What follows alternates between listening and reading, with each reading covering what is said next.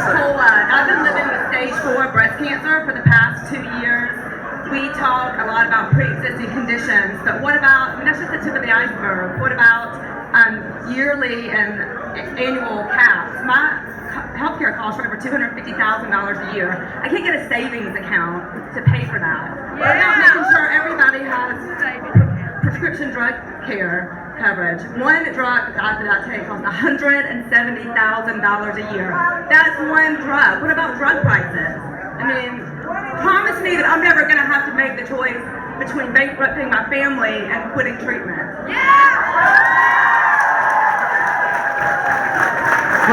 First, ma'am.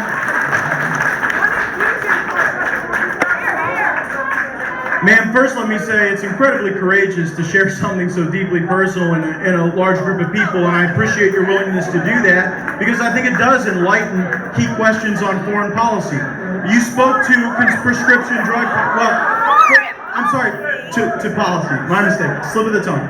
So it informs on policy. So you asked a couple questions. The first dealt with lifetime caps.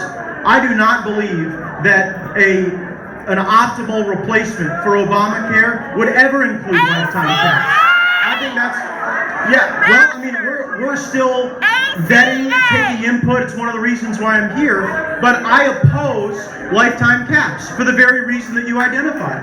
The other thing is that you're right. We have got a drug system that is run by the special interests, in my opinion. And one of the ways that special interest drug companies are able to limit competition in the marketplace is by having an FDA system that is so convoluted, that is so cumbersome, that new drugs can't be approved by the market. That's one of the reasons. That's one of the reasons why. It was good meeting you. Yeah. When's tomorrow? Yeah. Check it out. Where's it at?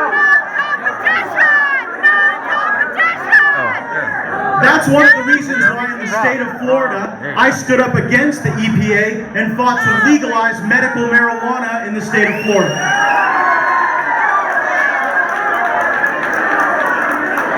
Who has number 735? 735. I would like, it's probably because he's at stock in some We're going to do one, no, everyone's going to get one time. Okay, we'll go to the next one. You can ask any question.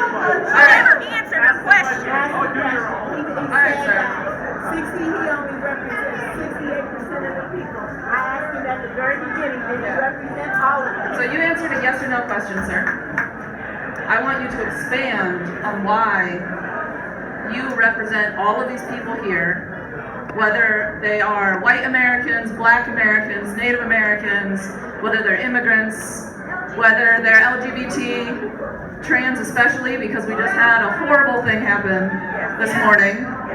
So I want you to explain to all these people here why you represent all of them.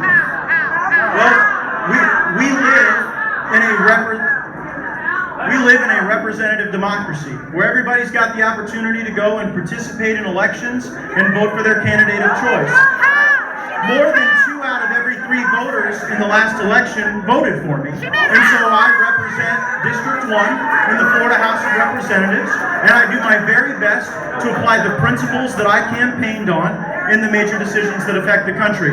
Now, that does not mean that everyone's going to agree with the positions I hold.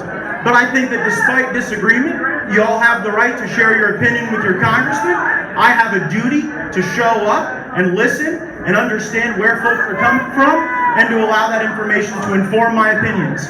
But I am a constitutional conservative, and I will be for as long as I am your member of Congress.